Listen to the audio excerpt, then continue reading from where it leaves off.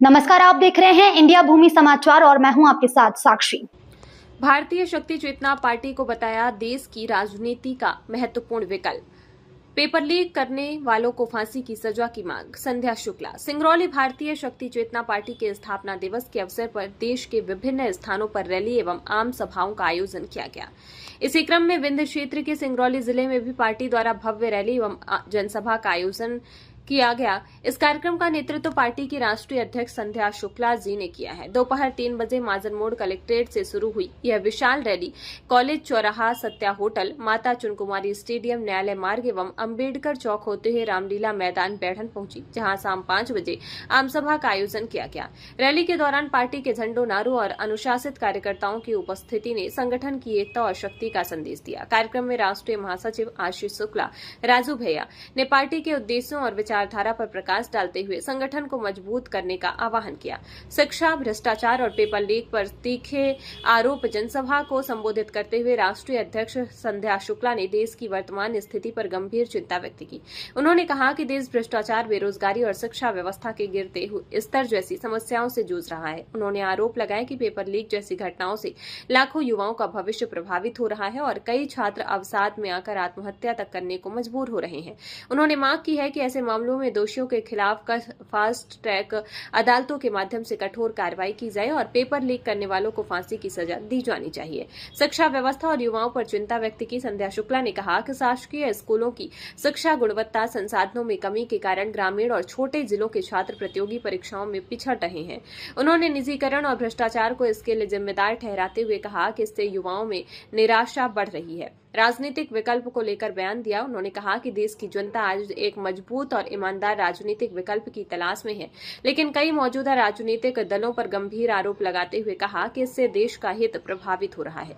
उन्होंने यह भी दावा किया कि उनकी पार्टी एक चरित्रवान और नशा मुक्त समाज के निर्माण के लिए कार्य कर रही है। संध्या शुक्ला ने कहा कि भारतीय शक्ति चेतना पार्टी की स्थापना 7 जून 2013 को परमहंस योगीराज श्री शक्तिपुत्र जी महाराज द्वारा की गई थी। उन्होंने बताया कि पार्टी मध्य प्रदेश, उत्तर प्रदेश, छत्तीसगढ़, हरियाणा, पंजाब, हिमाचल प्रदेश समेत कई राज्यों में चुनाव लड़ चुकी है और पंचायत से लेकर विभिन्न स्तरों पर इनके कार्यकर्ता सक्रिय हैं। उन्होंने कहा कि पार्टी का उद्देश्य समाज को नशा, अपराध, भ्रष्टाचार और अव्यवस्था से मुक्त कर एक आदर्श और चरित्रवान समाज का निर्माण करना है। कार्यक्रम के अंत में आगामी चुनावों को लेकर संगठन ने कार्यकर्ताओं से अधिक सक्रियता के साथ जनता तक पहुंच बनाने का आह्वान किया है। रैली और जनसभा के दौरान भारी संख्या में कार्यकर्ताओं और समर्थकों की उपस्थिति देखी गई। दीदी, आज यहाँ पे आपका जो कार्यक्रम हुआ है, क्या कुछ उद्देश्य रहा? पार्टी का कार्यक्रम था। आज भारतीय शक्ति चेतना पार्टी का 14वां स्थापना दिवस था और उसी संबंध में हम सभी यहाँ पर इकट्ठे होकर के अपने भारतीय शक्ति चेतना पार्टी के स्थापना दिवस को मना रहे थे, जनता का आह्वान कर रहे थे और जनता की आवाज़ को, विचारधारा को भ्रष्ट राजनेताओं तक पहुँचाने का प्रयास कर रहे थे, जो कि धरती पर, धरातल पर कोई कार्य नहीं किए जाते, सभी कार्य कागजों पर होते हैं। और उन्हीं सब विचारधारा की आवाज़ को हम यहाँ पर उठाने के लिए आए थे और आप जैसा कि देख सकते हैं बहुत ही अच्छा हमें यहाँ पर जनता का समर्थन भी प्राप्त हो रहा है। लोग भी चल करके बाहर आए इस विचारधारा को अपनी मजबूती देने के लिए और इसी तरह के आयोजन पूरे देश भर में, हर जिले में, हर शहरों में किए जा रहे हैं, कई प्रदेशों में किए जा रहे हैं, जिससे कि हमारी विचारधारा को मजबूती मिल सके, हमारे साथ और लोग जुड़ सके और हम वास्तव में जो आज भारतीय शक्ति चेतना पार्टी के माध्यम से भारतीय राजनीति को जो परिवर्तन की आवश्यकता है वो परिवर्तन हो सके। जो अभी एक नई पार्टी का गठन हुआ है, कॉकरोच जनता पार्टी, उसको लेकर क्या कहेंगे? देखिए, पार्टियां तो कई बनती हैं और समय के साथ एक बार बहुत हाईलाइट हो जाती हैं और फिर आप देख ही सकते हैं आम आदमी पार्टी का जैसे क्या हाल है। एक समय में एक आंदोलन से निकली और आज उन्हीं भ्रष्टाचारियों के साथ मिलकर के खुद भ्रष्ट होकर के आज पतन की ओर जा रही है। तो ऐसी पार्टियां जिनकी विचारधारा में कोई मजबूती नहीं होती, ऐसी पार्टियां जिनकी विचारधारा में कोई ताकत नहीं होती, जिनके संस्थापक संचालकों पर कोई ताकत नहीं होती, वो ऐसे ही होता है, एक समय के साथ उभरती, अपने आप बुलबुले की तरह फूट करके समाप्त हो जाती है। तो हम ऐसी पार्टी की विचारधारा के बारे में ज़्यादा कुछ कहना नहीं चाहते, जिनके बारे में अभी समाज ही नहीं जान पा रहा है कि वो क्या है और क्या नहीं है।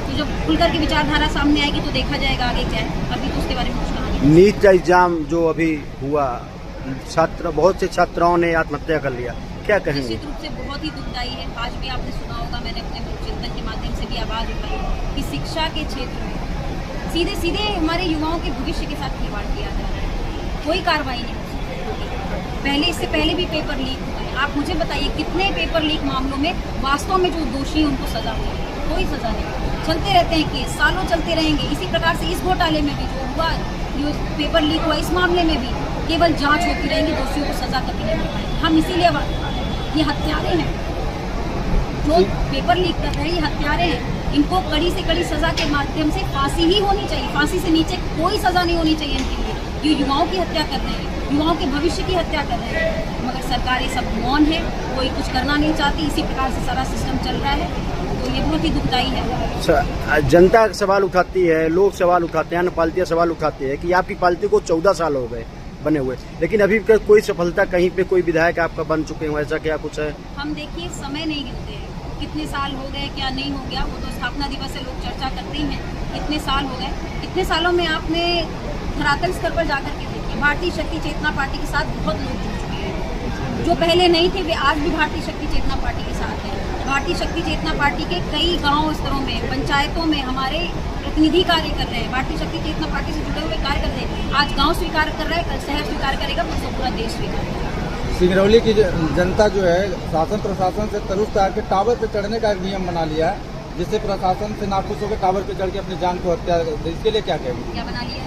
टावर पे चढ़ जाते हैं और बोलते हैं आत्महत्या कर लेंगे। ऐसा यहाँ पे बहुत सारे मामले आ चुके हैं सिंगरौली जिले में। नहीं, ये निश्चित रूप से बहुत ही गलत है और ऐसा किसी को इस तरह के निर्णय नहीं लेने चाहिए। आत्महत्या तो देखिए सबसे बड़ा पाप होता है, हमारे धर्म में भी कहा गया है, और यह राजनेताओं की भ्रष्ट नीति है कि हर कोई मजबूर है आज आत्महत्या करने के लिए। कौन नहीं आत्महत्या कर रहा? किसानों में जाएंगे, किसान आत्महत्या करें, महिलाएं सुरक्षा के मामले में आत्महत्या कर रही है, युवा है शिक्षा के मामले में आत्महत्या कर रहे हैं। जो हमारे युवा भाई बहन है जिनको कुछ मालूम नहीं है, वह नशा करके आत्महत्या ही है, नशा करके अपने शरीर को बर्बाद करना। हर एक क्षेत्र में इन भ्रष्ट राजनेताओं की वजह से केवल और केवल हत्याएं ही हो रही है। ये सीधे सीधे बहुत ही गलत चीज़ें हैं। हम सब इन सब चीज़ों में बिल्कुल इनका विरोध करते हैं, आवाज़ उठाते हैं कि जहाँ पर भी हमें इस तरह की भ्रष्टाचार वाली चीज़ें मिलती हैं उसके खिलाफ में आवाज़ जोर उठानी चाहिए, तभी इनके कान खड़े हो पाएंगे। सिंगरौली में काफी लाखों में पेड़ की कटाई हो रही है और लगाई 700 किलोमीटर दूर पे है, इसके लिए क्या कहेंगे?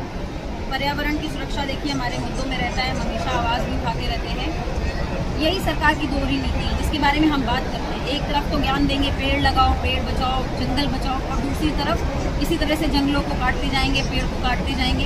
पूरे देश में यही हो रहा है, केवल आपके जिले की बात नहीं है, आप जहाँ पर जाएंगे वहाँ पर यही हो रहा है। बिल्कुल भी संरक्षण करने में पौधों के यह सरकार विफल है और प्रयास होना चाहिए। पर्यावरण के संरक्षण केवल सरकार को ही, जनता को भी जागरूक होना चाहिए, जनता को भी आगे बढ़ करके स्वयं पेड़ लगाने चाहिए। और जहाँ पर एक हमारे भारत देश में ही आंदोलन हुआ है वृक्ष बचाओ के लिए, चिपको आंदोलन, लोगों ने अपनी जान दांव पर लगा करके पौधे बचाए हैं, तो हमारा भी प्रयास होना चाहिए कि जहाँ पर भी हम आवाज़ उठा सकें, हमें आवाज़ उठा करके पौधों की रक्षा करें। देख के प्रधानमंत्री नरेंद्र मोदी जी कहते हैं कि आप ईंधन बचाओ और संदेश देते हैं, उस पर क्या कहेंगे?